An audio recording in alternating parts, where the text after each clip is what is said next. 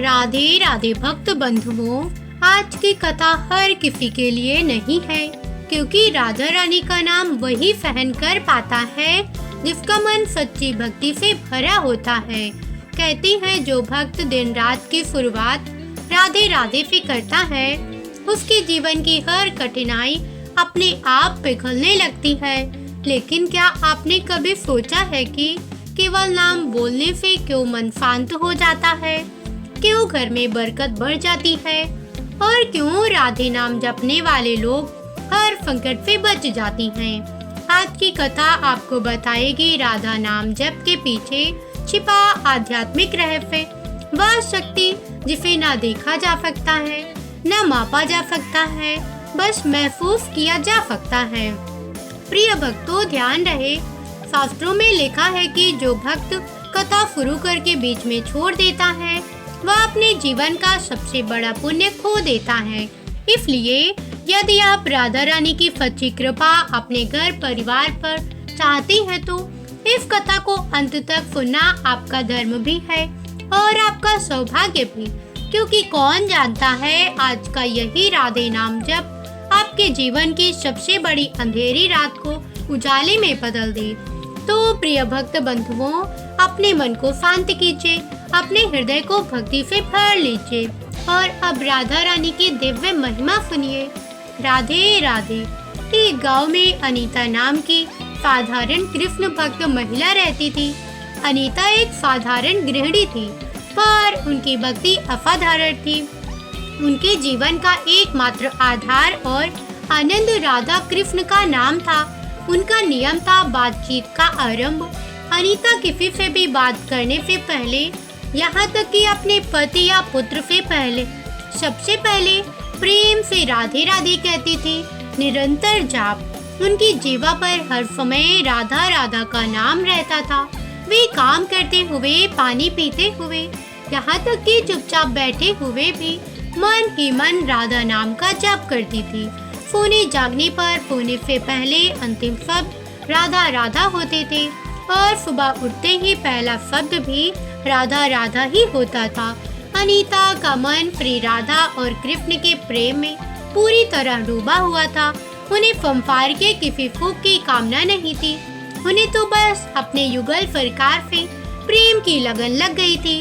उसका मानना था कि भगवान कृष्ण को प्रसन्न करने के लिए उनकी प्यारी प्रेमिका राधा किशोरी का नाम जप ही एकमात्र मार्ग है जिससे उनकी कृपा प्राप्त हो सकती है।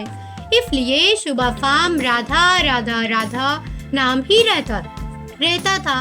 उनके पति का नाम था रघु, जो एक मेहनती किसान थे। उनका प्यारा बेटा था जिसका नाम था गोविंद, जो अपनी पढ़ाई में लगा रहता था। अनीता का परिवार साधारण था पर प्रेम से भरा हुआ था। जीवन का संकट, कहती हैं, भक्तों की परीक्षा स्वयं भगवान लेती है। अनीता के जीवन में भी कष्ट का समय आया। एक दिन रघु को खेत में काम करते समय अचानक तेज दर्द हुआ। कुछ ही दिनों में रघु की तबीयत बहुत बिगड़ गई। उनके शरीर में ताकत नहीं बची और वे चारपाई पर पड़ गए। गांव के वैद्य ने हाथ खड़े कर दिए और कह दिया कि इसका इलाज शहर के बड़े चिकित्सक ही कर सकती हैं। लेकिन अनीता के परिवार के पास शहर जाने या इलाज कराने के लिए पैसे नहीं थे। उनकी जमा पूंजी दवाइयों में खत्म हो चुकी थी। अब उनके घर में सिर्फ 2 समय का भोजन मिलना भी मुश्किल हो गया था।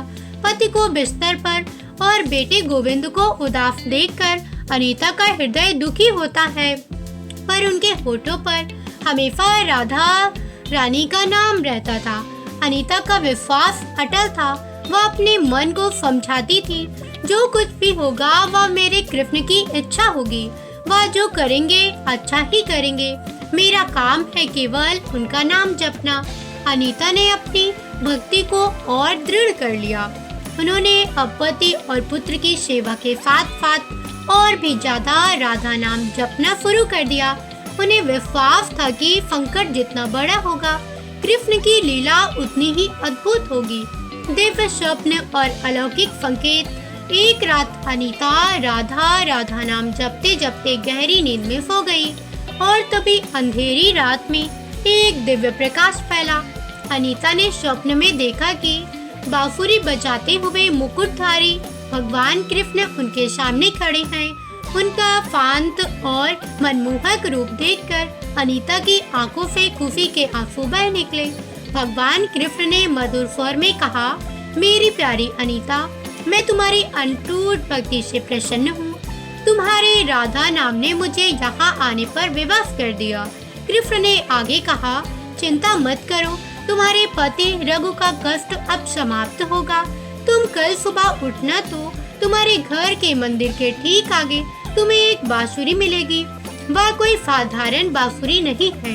उस बांसुरी को मेरा आशीर्वाद समझकर तुम चुपचाप उसे रघु के तकिए के नीचे रख देना। यह मेरा वरदान है और राधा नाम की शक्ति है। इसके बाद जो होगा वो मेरी लीला होगी। भगवान कृष्ण इतना कहकर बांसुरी के धुन के साथ अंतर्ध्यान हो गए। अनीता की नींद टूट गई। उनका हृदय आनंद और कृतज्ञता से भरा हुआ था।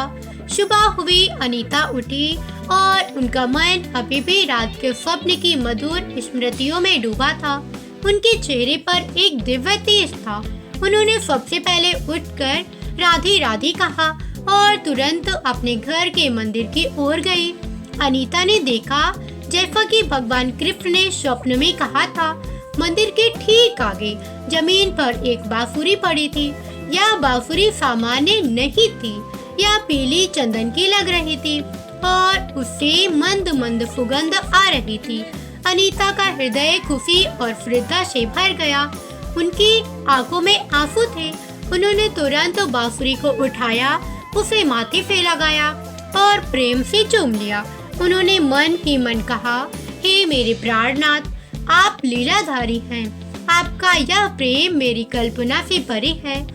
आप मेरी पुकार सुन ली। यह भगवान कृष्ण का साक्षात आशीर्वाद था। अनीता ने उस बांसुरी को अपने पास रखा और घर में के कामों में लग गई, पर उनकी आंखों में चमक और मन में शांति थी। अनीता को स्वप्न की हर बात याद थी। उन्होंने बिना किसी को बताए, यहाँ तक कि अपने बेटे गोविंद को भी नहीं, चुपचाप बांसुरी को लेकर रघु के बिस्तर की ओर गई। रघु अभी भी गहरी नींद में था, पर उनके चेहरे पर पीड़ा झलक रही थी। अनीता ने अत्यंत श्रद्धा के साथ उस दिव्य बांसुरी को रघु के तकिए के नीचे रख दिया। बांसुरी रखते ही अनीता को लगा जैसे पूरे कमरे में सकारात्मक ऊर्जा फैल गई हो। उन्होंने अपने पति को प्रेम से देखा और अपने मन में राधा नाम का जाप करते हुए भगवान कृष्ण का धन्यवाद किया। वह जानती थी कि अब सब कुछ उनके नटवर नागर के हाथों में है। अनीता फिर से अपने घर के कामों में और अपने राधा नाम के जाप में लग गई। कुछ ही देर बाद रघु की आंख खुली। रघु को लगा जैसे उन्हें गहरी नींद के बाद ताजगी महसूस हो रही हो। उनके शरीर में जो महीनों से कमजोरी से भरा था, उन्हें हल्कापन महसूस हुआ। उनके दर्द में अद्भुत कमी आई थी। रघु ने अनीता को पुकारा, अनीता कहाँ हो? अनीता तुरंत रघु के पास आई। उनके चेहरे पर आशा थी। रघु ने अनीता से कहा, अनीता, मुझे पता नहीं क्या हुआ है। आज सुबह जब मेरी आंखें खुली तो मुझे बहुत अच्छा महसूस हो रहा है। मेरी पीड़ा कम हो गई है और मेरे शरीर में अजीब सी शक्ति लग रही है। ऐसा पहले कभी नहीं हुआ। अनीता की आंखों में आंसू आ गए। वह समझ गई कि यह बांसुरी का कमाल है, यह उनके कान्हा की लीला है। अनीता ने रघु के माथे को छुआ और प्रेम से कहा, राधे राधे स्वामी, मैंने आपसे कहा था ना, हमारे ठाकुर जी जो करेंगे अच्छा ही करेंगे। आपको अब चिंता नहीं करनी है, सब ठीक होगा। अनीता ने बांसुरी का राज रघु को नहीं बताया, क्योंकि वह जानती थी कि विश्वास को अकेले ही काम करना होता है। उस दिन से रघु का स्वास्थ्य तेजी से सुधरने लगा। कुछ ही दिनों में वह बिस्तर पर बैठने लगे और फिर धीरे धीरे सहारे से चलना शुरू कर दिया। अनीता हर सुबह मंदिर की बांसुरी को प्रणाम कहती थी और फिर उसे रघु के तकिए के नीचे रख देती थी। उनका विश्वास अब और भी दृढ़ हो चुका था। लेकिन उनके घर में बीमारी का संकट तो दूर हो गया था, पर गरीबी का संकट अभी भी मंडरा रहा था। रघु को पूरी तरह से ठीक होने में अभी समय था और उनके घर में अभी भी 2 समय का भोजन मिलना मुश्किल था। कुछ ही दिनों में रघु पूरी तरह से स्वस्थ हो गए। वे अब बिस्तर से उठकर सामान्य रूप से चलने फिरने लगे थे। अनीता और गोविंद की खुशी का ठिकाना नहीं था। रघु ने अनीता से कहा, अनीता, यह किसी डॉक्टर का कमाल नहीं है, यह तुम्हारी भक्ति का प्रभाव है। तुमने राधा कृष्ण को हमारे घर में आने पर विवश कर दिया। अनीता ने विनम्रता से कहा, राधे राधे स्वामी, हम तो केवल निमित्त हैं, वह जो चाहेंगे वही होगा। रघु ने फैसला किया कि अब उन्हें काम पर लौटना होगा क्योंकि घर की आर्थिक स्थिति बहुत खराब थी। रघु ने अगले दिन से ही मजदूरी पर जाने का निर्णय लिया। अनीता ने रात को प्यार से रघु के लिए भोजन बनाया और अपने पुत्र गोविंद को राधा नाम जपते हुए सुलाया।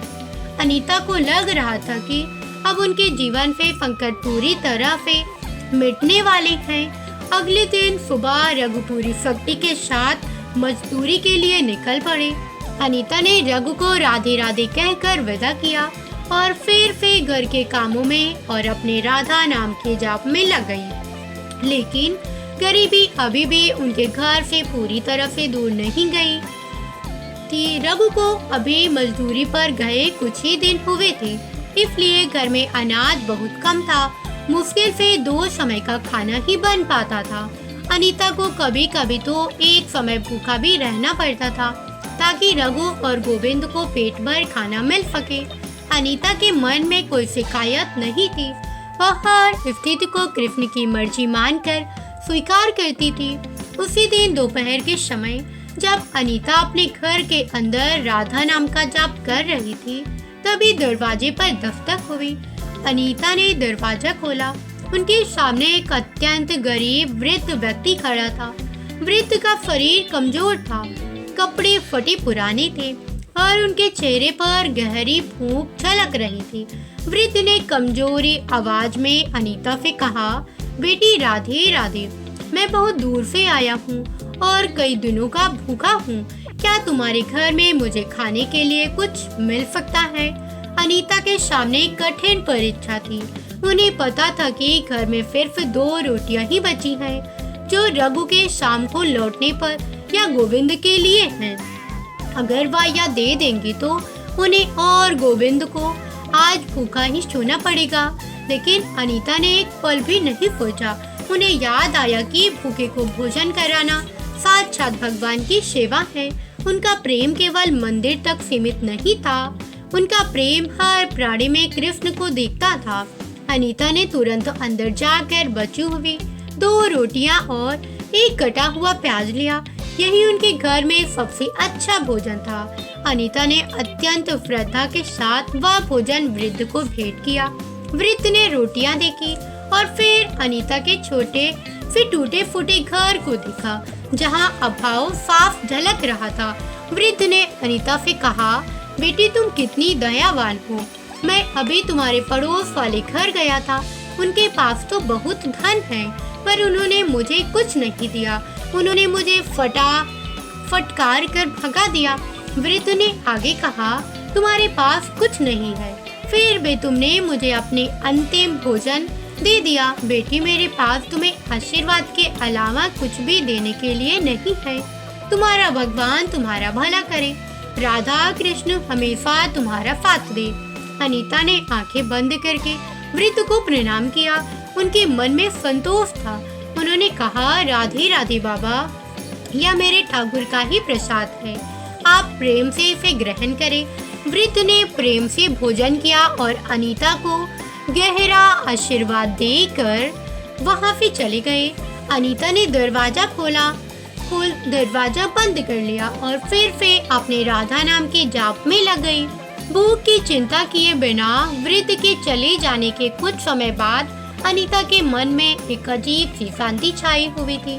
उन्हें भूख महसूस नहीं हो रही थी, बल्कि संतोष महसूस हो रहा था। अनीता कुछ देर बाद पानी पीने के लिए दरवाजे पर आई। उन्होंने दरवाजे के बाहर देखा।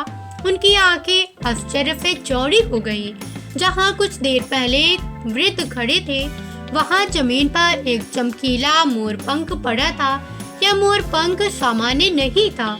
यह चमकीला, कोमल और उससे मंद मंद सुगंध आ रही थी। ठीक वैसी ही सुगंध जैसे उन्हें स्वप्न में कृष्ण के दर्शन के समय महसूस हुई थी। अनीता के हृदय में तुरंत यह सत्य उतर गया। उन्होंने आंखें बंद की और उनके मन में राधा कृष्ण का रूप साकार हो गया। अनीता ने तुरंत जान लिया, राधे राधे, यह वृद्ध कोई और नहीं बल्कि स्वयं मेरी कन्हैया थे। उन्होंने दयालुता की मेरी अंतिम परीक्षा ली थी। अनीता की आंखों से प्रेम के अश्रु बहने लगे। उन्हें लगा कि उन्होंने साक्षात भगवान को भोजन कराया है। उन्होंने झुककर उस मोरपंख को उठाया और उसने अपने माथे से लगा लिया। यह मोरपंख उनके लिए करोड़ों की संपत्ति से भी अधिक मूल्यवान था। यह कृष्ण की कृपा का अंतिम प्रमाण था। अनीता ने मोरपंख को अनंत श्रद्धा के साथ अपने घर के छोटे से मंदिर में भगवान कृष्ण की मूर्ति के मुकुट के पास रख दिया। उन्होंने मंदिर में घी का दीपक जलाया और हाथ जोड़कर रोती हुई प्रार्थना की, हे मेरे प्राणनाथ, आपने मुझे दर्शन दिए, मुझे बांसुरी का वरदान दिया और भूखे के रूप में आकर मेरी दयालुता की परीक्षा भी ली। मैं आपकी लीला नहीं समझ पाती, पर मैं सिर्फ इतना जानती हूँ कि आप हमेशा मेरे साथ हैं। अनीता ने उस दिन खुद भूखी रहकर भी सबसे बड़ा सुख महसूस किया। उनके हृदय में अब कोई दुख नहीं था, सिर्फ आनंद था। शाम को रघु मजदूरी से थके हारे घर लौटे। गोविंद भी अपनी पढ़ाई से लौटा। अनीता ने सबसे पहले दोनों को राधे राधे कहा और उन्हें साधारण भोजन दिया। भोजन के बाद अनीता ने रघु और गोविंद को बैठाया। अनीता ने गंभीर स्वर में कहा, स्वामी गोविंद, आज मैं तुम्हें एक बड़ा रहस्य बताऊंगी। अब तक मैंने तुम्हें बांसुरी का राज नहीं बताया था, पर अब समय आ गया है। अनीता ने शुरुआत से पूरी कहानी सुनाई। बांसुरी का स्वप्न और रघु का चमत्कारिक स्वास्थ्य लाभ, कैसे उन्हें आज दोपहर एक भूखे वृद्ध को अपनी अंतिम रोटियां देनी पड़ी, कैसे वृद्ध के जाते ही मोरपंख मिला और यह सिद्ध हुआ कि वृद्ध कोई और नहीं बल्कि स्वयं श्री कृष्ण थे। रघु और गोविंद की आंखें हैरानी और श्रद्धा से भर गई। रघु को अफसोस हुआ कि वह घर पर नहीं थे और गोविंद ने गर्व महसूस किया कि उनकी माँ कितनी दयावान है। रघु ने श्रद्धा से मंदिर की ओर देखा और कहा, राधे राधे अनीता, तुम सच में असाधारण हो। तुम्हारी राधा नाम और दयालुता ने हमारे घर से बीमारी को दूर कर दिया। अब मुझे विश्वास है कि गरीबी भी जल्द ही दूर होगी। गोविंद ने अपनी माँ के पैर छुए और कहा, माँ, मैं आपकी दया को कभी नहीं भूलूंगा। मैं मेहनत करूंगा और इस घर में खुशियाँ लाऊंगा। अब अनीता के परिवार में संकट का समय बीत चुका था। रघु स्वस्थ होकर मजदूरी पर जा रहे थे और गोविंद की आंखों में नई आफा थी। गोविंद अब बड़ा हो चुका था। वह समझदार और मेहनती था। अपने पिता के बीमार होने और माँ के अभाव में भी राधा नाम जपते रहने की पूरी घटना ने गोविंद के मन पर एक गहरी छाप छोड़ी थी। गोविंद ने अपनी पूरी शक्ति अपनी पढ़ाई में लगा दी। वह जानता था कि उनके परिवार को गरीबी से बाहर निकालने का एकमात्र रास्ता ज्ञान और कठिन परिश्रम ही है। वह रात रात पर जाकर मेहनत करता था। जब भी उसे थकान महसूस होती थी तो वह अपनी माँ अनीता को याद करता था, जो सोने से पहले और जागने के बाद हमेशा राधा राधा नाम जपती थी। गोविंद को लगता था कि उसकी माँ की भक्ति की शक्ति उसके साथ है। प्रेरणा का स्रोत गोविंद ने कभी भी अपनी पढ़ाई को सिर्फ नौकरी पाने का साधन नहीं माना। उसने इसे अपनी माँ को सम्मान देने, पिताजी को आराम देने और राधा कृष्ण के प्रति अपनी कृतज्ञता व्यक्त करने का माध्यम माना। गोविंद ने अपनी उच्च शिक्षा सफलतापूर्वक पूर्ण की। अब समय था कर्म क्षेत्र में प्रवेश करने का। रघु चाहते थे कि गोविंद कोई सरकारी नौकरी करे क्योंकि वह सुरक्षित है, लेकिन गोविंद के मन में कुछ और चल रहा था। गोविंद एक शाम अपनी माँ अनीता के पास आया। अनीता तब मंदिर में दीप जलाकर राधा नाम का जप कर रही थी। गोविंद ने विनम्रता से कहा, राधे राधे माँ, मैं जानता हूँ कि पिताजी चाहते हैं कि मैं सरकारी नौकरी करूँ, पर मेरा मन कुछ बड़ा करना चाहता है। मैं अपने ज्ञान और मेहनत से केवल अपना घर नहीं बल्कि अपने गांव को भी खुशहाल देखना चाहता हूँ। अनीता ने शांत होकर अपने बेटे की बात सुनी। गोविंद ने आगे कहा, मामा, एक व्यापार शुरू करना चाहता हूँ, एक ऐसा व्यापार जो राधा कृष्ण के नाम और उनकी लीला से जुड़ा हो। मैं चाहता हूँ कि हमारी कंपनी का नाम राधे कृष्ण हो। अनीता की आंखों में गर्व और खुशी के आंसू आ गए। उन्होंने महसूस किया कि उनके बेटे ने सही मायने में भक्ति की विरासत को समझा है। व्यापार में भी ईश्वर को साथ रखना यही सच्चा धर्म है। अनीता ने आशीर्वाद देते हुए कहा, राधे राधे बेटा, तुम्हारी यह इच्छा साक्षात ठाकुर जी की इच्छा है। राधा नाम से शुरू किया गया कोई भी काम कभी असफल नहीं हो सकता। तुम ईमानदारी और मेहनत के साथ आगे बढ़ो। मेरा आशीर्वाद और राधा कृष्ण का प्रेम हमेशा तुम्हारे साथ रहेगा। गोविंद ने बाजार का गहन अध्ययन किया। उसने देखा कि लोग राधा कृष्ण की पूजा तो करते हैं, पर पूजा सामग्री और मूर्तियाँ उन्हें दूर शहरों से मंगवानी पड़ती हैं। गोविंद के मन में अनोखा विचार आया, मैं एक ऐसी कंपनी क्यों ना शुरू करूं जो छोटी छोटी हस्तशिल्प वस्तुएं बनाए जो सीधे भक्ति से जुड़ी हों। गोविंद ने अपनी योजना बनाई। उत्पाद व लकड़ी की छोटी कृष्ण मूर्तियाँ, बांसुरियाँ जो उनके घर के लिए वरदान थी, मोर पंख और छोटे मंदिर बनाएगा। नाम कंपनी का नाम राधे कृष्ण हस्तशिल्प होगा। उद्देश्य गरीब कारीगरों को काम देना और भक्ति को हर घर तक पहुंचाना। गोविंद ने तय किया कि वह कम पूंजी के साथ ही इस व्यापार की शुरुआत करेगा। रघु और अनीता ने उसे ढेर सारा आशीर्वाद दिया। गोविंद ने गांव में ही छोटी सी जगह किराए पर ली। उसने बहुत कम पूंजी लगाई जो उसके पिता रघु की मजदूरी और उसकी अपनी बचत से आई थी। रघु ने भी अपनी ओर से गोविंद को पूरा सहयोग दिया। गोविंद ने सहयोग सबसे पहले अपनी माँ अनीता को बुलाया। अनीता ने उस छोटी सी दुकान के कोने में जहाँ काम शुरू होना था धूप और दीप जलाया। उन्होंने विनम्रता से राधे कृष्ण का आह्वान किया और पूरी जगह को राधे राधे नाम से पवित्र कर दिया। अनीता ने गोविंद से कहा, राधे राधे बेटा, यह तुम्हारी दुकान नहीं है, यह साक्षात ठाकुर जी का कार्यक्षेत्र है। काम में ईमानदारी और गुणवत्ता कभी कम मत होने देना। गोविंद ने कुछ स्थानीय कारीगरों को काम पर रखा जो लकड़ी का अच्छा काम जानते थे। उन्होंने छोटी छोटी कृष्ण मूर्तियाँ, बांसुरियाँ और लकड़ी के मंदिर बनवाना शुरू किया। गोविंद जानता था कि उत्पाद में कला और भक्ति दोनों होनी चाहिए, इसलिए हर बांसुरी और मूर्ति पर राधा नाम का प्रेम झलकता था।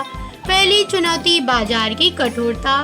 गोविंद ने अपने पहले बैच के उत्पाद के लिए और उन्हें बेचने के लिए शहर गया। उसकी योजना छोटी दुकानों और मंदिरों के पास अपनी वस्तुएं बेचने की थी, लेकिन बाजार बहुत कठोर था।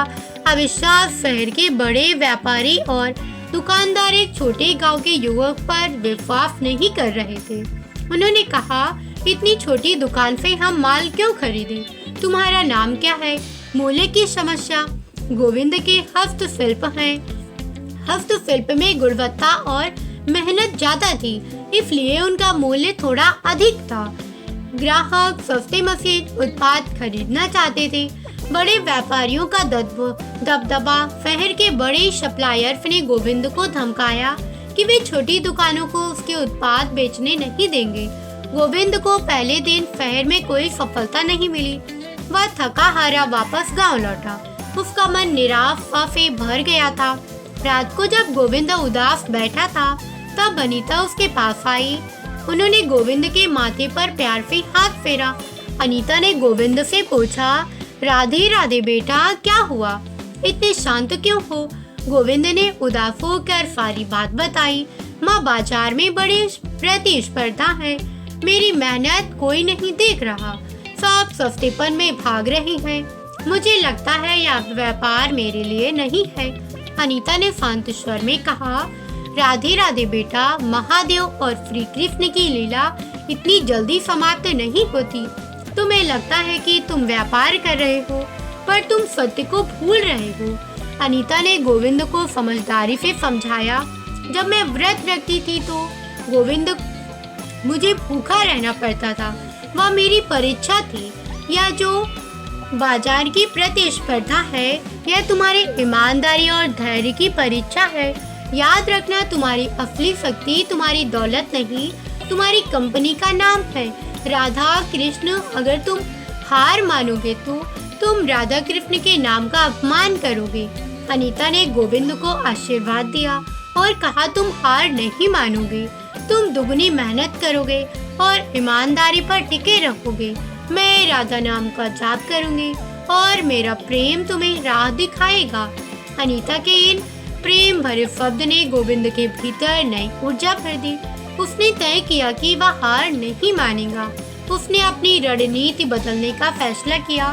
गोविंद ने सोचा कि अगर बड़े दुकानदार उसकी ईमानदारी और गुणवत्ता को नहीं पहचानते तो वह सीधे उन लोगों तक जाएगा जो भक्ति को महत्व देते हैं। उसने अपनी नई योजना बनाई। छोटे मंदिर और धार्मिक स्थल गोविंद ने अब शहर के बड़े बाजारों के बजाय धार्मिक स्थलों और छोटे मंदिरों के आसपास अपनी वस्तुएं बेचने का फैसला किया। गुणवत्ता का प्रचार, उसने हर ग्राहक को अपनी बांसुरी और मूर्तियों की गुणवत्ता और शुद्धता के बारे में बताया। यह भी बताया कि वे प्रेम ग्राम के कारीगरों द्वारा बनाई गई हैं। भक्तिमय प्रस्तुति, गोविंद हमेशा राधे राधे कहकर अपनी बात शुरू करता था और विनम्रता से सामान बेचता था, जिससे लोगों पर अच्छा प्रभाव पड़ता था। गोविंद अब रोज सुबह जल्दी उठकर अपनी माँ अनीता का आशीर्वाद लेता और राधा कृष्ण का नाम लेकर शहर जाता। एक दिन गोविंद शहर के एक प्रसिद्ध कृष्ण मंदिर के बाहर अपनी छोटी सी मेज लगाकर बैठा था। उसके पास छोटी बांसुरियां, मोरपंख और कृष्ण मूर्तियां थीं। एक वृद्ध महिला जो मंदिर के नियमित भक्त थे, गोविंद की दुकान पर आई। उन्होंने गोविंद से बांसुरी खरीदी। गोविंद ने बांसुरी का मूल्य विनम्रता से बताया, लेकिन जब वह खुले पैसे लौटा रहा था तो उसने गलती से 100 रुपए ज्यादा लौटा दिए। वृद्ध महिला ने पैसे लिए और आगे बढ़ गई। गोविंद ने जब अपने हिसाब की जांच की तो उसे तुरंत गलती का पता चल गया। उसे अपनी माँ अनीता को बात बताई कि ईमानदारी ही तुम्हारी असली दौलत है। गोविंद ने एक पल भी नहीं गवाया। उसने तुरंत वृद्ध महिला को आवाज दी और उनके पास जाकर विनम्रता से कहा, राधे राधे माता जी, मुझे माफ करना, मैंने आपको गलती से 100 रुपए ज्यादा दे दिए थे। या आपके पैसे? वृद्ध महिला हैरान हुई। इस महंगाई के जमाने में जहाँ हर कोई छोटे लाभ के लिए बेईमानी करता है, इस युवक ने गलती से दिए गए पैसे लौटा दिए। वृद्ध महिला ने मुस्कुराते हुए गोविंद को आशीर्वाद दिया। उन्होंने गोविंद से पूछा, बेटा तुम इतने ईमानदार हो और तुम्हारी मूर्तियों में सच्ची भक्ति झलकती है, तुम किस गांव से आए हो? गोविंद ने विनम्रता से पूरी बात बताई कि कैसे वह अपनी माँ अनीता की प्रेरणा से राधे कृष्ण नाम से यह व्यापार शुरू कर रहा है और कैसे उसे बड़े व्यापारियों से निराशा मिली। वृद्ध महिला मुस्कुराई। वह महिला कोई और नहीं बल्कि शहर के एक बड़े मंदिर ट्रस्ट की संरक्षिका थी। उन्होंने गोविंद से कहा, बेटा तुम्हारी ईमानदारी ही महादेव का सबसे बड़ा आशीर्वाद है। हमारा मंदिर ट्रस्ट हर साल हजारों भक्तों को बांसुरियां और छोटी कृष्ण मूर्तियां प्रसाद के रूप में देता है। मैं तुम्हें यह पहला बड़ा ऑर्डर देती हूँ।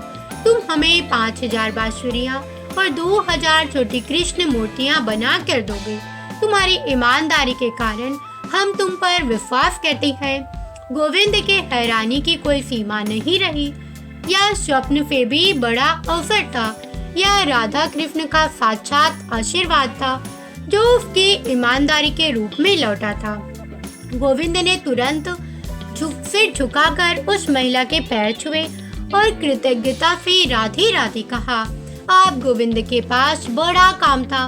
उसका राधे कृष्ण हस्तशिल्प अब एक छोटे से व्यापार से एक बड़ी कंपनी की ओर जा रहा था। गोविंद जानता था कि यह पहला ऑर्डर सिर्फ पैसे का नहीं बल्कि उसकी कंपनी राधे कृष्ण हस्तशिल्प के भविष्य का सवाल था।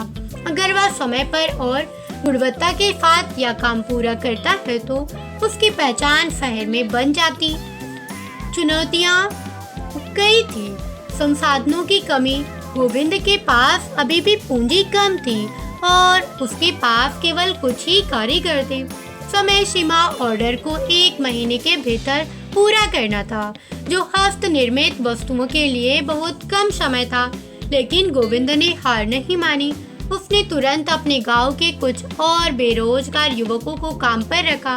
उसने उन्हें उचित मजदूरी दी और प्रेम से सिखाया।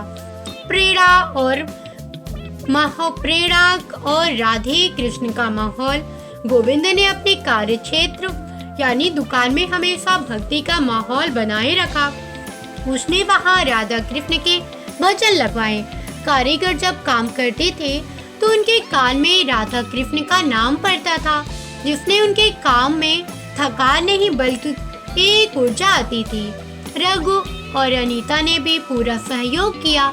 रघु अपनी मजदूरी छोड़कर गोविंद के कारखाने में लकड़ी लाने और सामान को साफ करने में मदद करने लगे।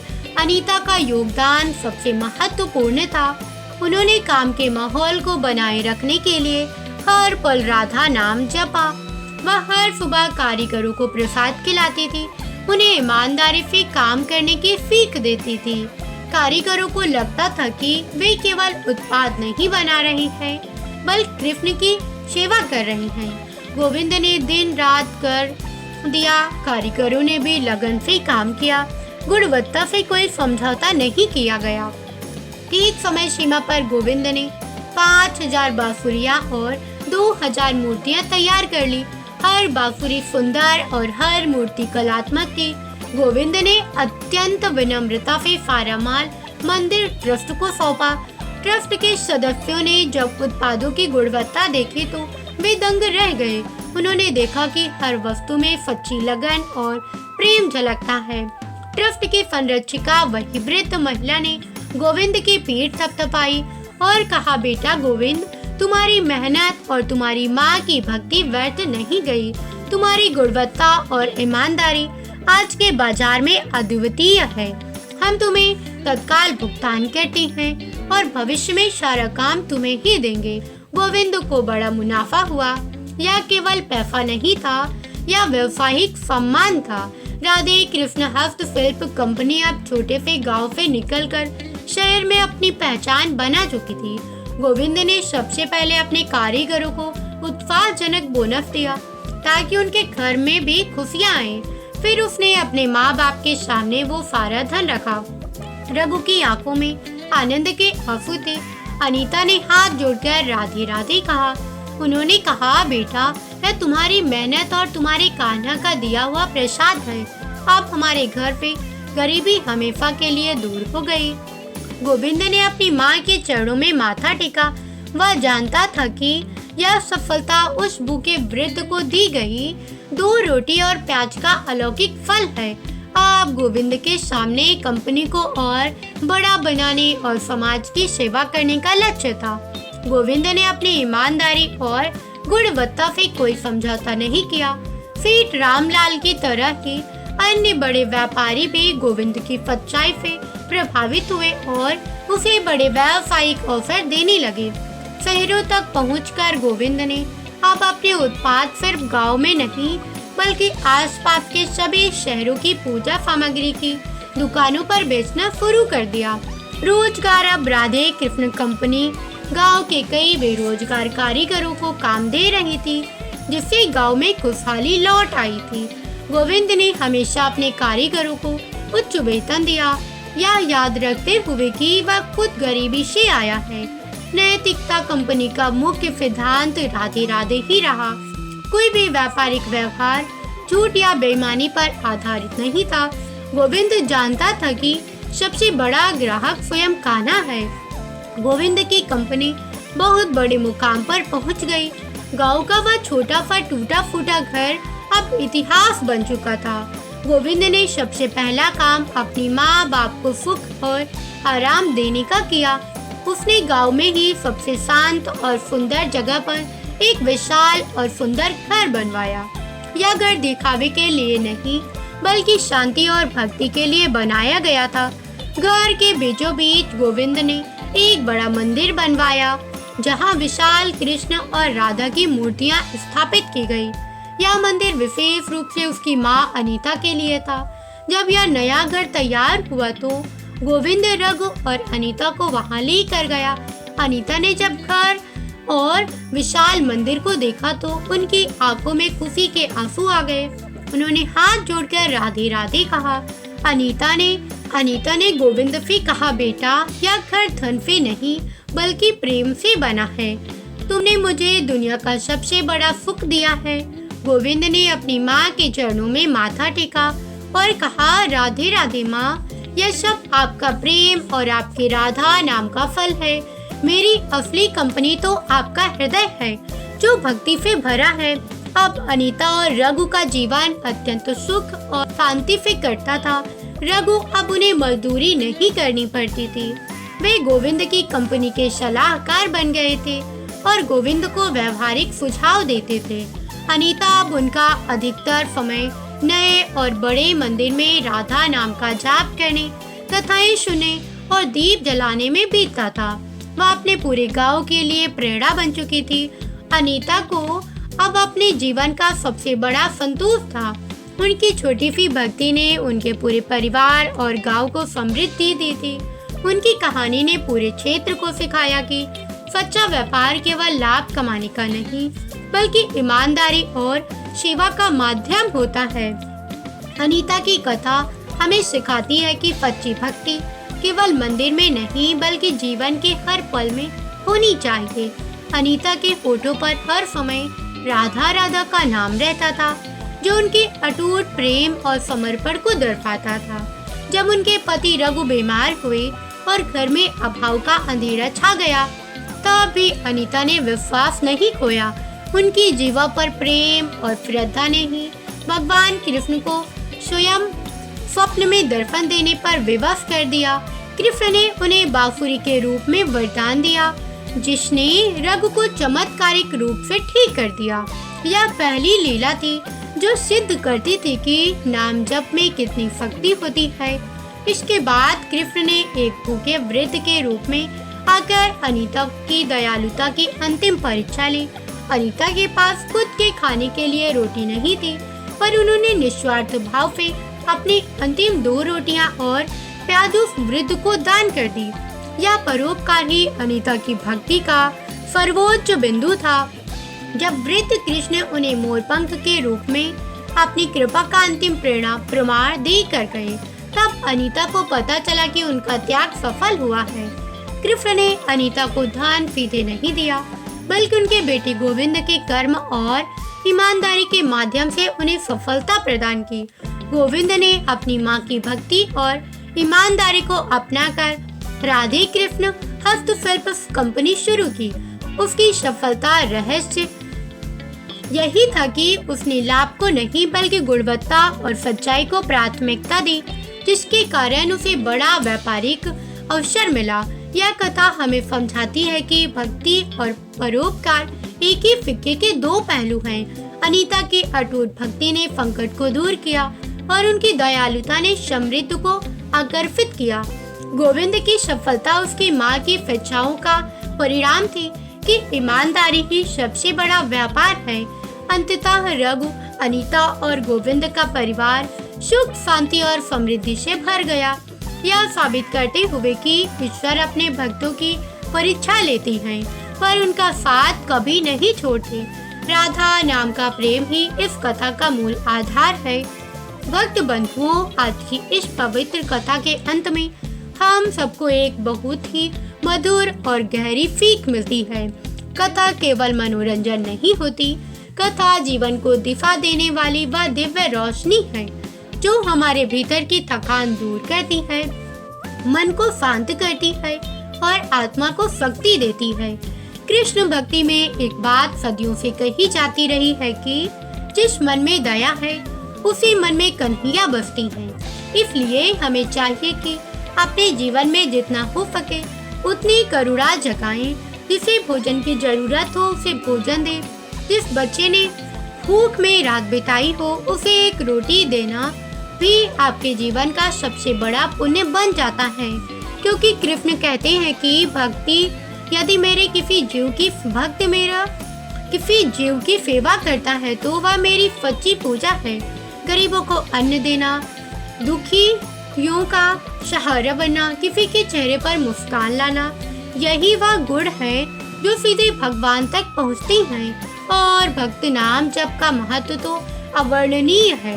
राधे राधे का जाप मन के भीतर छिपे भय, क्रोध, दुख, तनाव सबको पिघला देता है। जैसे सूर्य की गर्मी से मिट्टी फूकती है, वैसे ही नाम जप से मन का अंधकार दूर होने लगता है।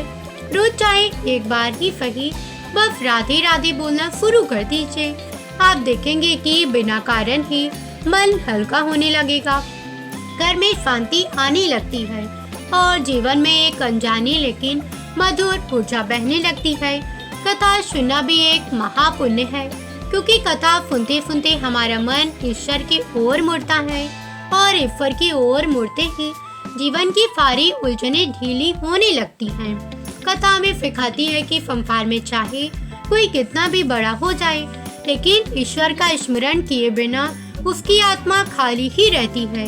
यही कारण है कि हमारे पूर्वज रोज कथा सुनते थे ताकि जीवन का हर दिन शांतिपूर्वक बीते और परिवार पर भगवान का आशीर्वाद बना रहे। कृष्ण को गाय अत्यंत प्रिय है। गाय केवल एक पशु नहीं बल्कि माँ का स्वरूप है। जो भक्त रोज प्रेम से गाय को रोटी देता है उसके घर में कभी अन्न की कमी नहीं रहती। गाय के चरण छूकर देखिए, मन में एक अद्भुत शांति उतरती है, जैसे किसी ने माथे पर हाथ रखकर आशीर्वाद दे दिया हो। कृष्ण कहते हैं कि गायों की सेवा करने वाला मेरे सबसे निकट होता है। इसलिए रोज घर से निकलने से पहले या लौटकर गाय को 2 रोटी अवश्य दे और जीवन में चाहे कोई भी काम करे बस धीरे धीरे मन ही मन राधे राधे का नाम जाप करते रहें।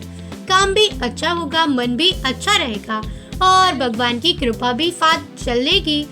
प्रिय भक्त बंधुओं, भक्ति भरी कथाएं रोज सुननी चाहिए और हमारे इस चैनल में यह पुण्यदायिनी आपने कथा अंत तक सुनी। कैसी लगी वीडियो कमेंट करके जरूर बताना। साथ ही कमेंट में राधे राधे अवश्य लिखना। मिलती हूँ एक ऐसी ही धार्मिक और रोचक कथा के साथ। तब तक के लिए जय बजरंगबली, राम राम।